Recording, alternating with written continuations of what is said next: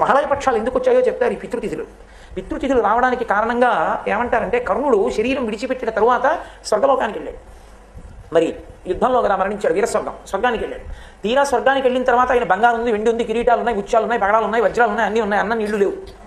ఆయన అన్నాడు అదేంటి అవి రెండు ఎందుకు లేవు అన్నాడు. నువ్వు అవి ఎప్పుడు ఇవ్వలేదు ఎవరికి, కాబట్టి లేవన్నాడు. ఇవి ఇచ్చావు, ఉన్నాయి అనంతంగా.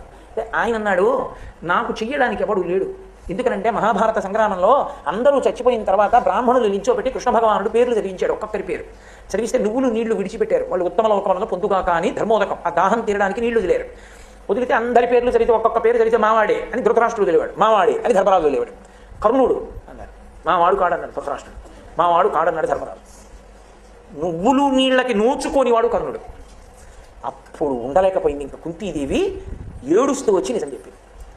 ఆయన నా పెద్ద కొడుకు ధర్మరాజా, నీ అన్నగారు నువ్వు విడిచిపెట్టాడు. ఆయన అన్నాడు ఎంత తప్పు చేయించావమ్మా,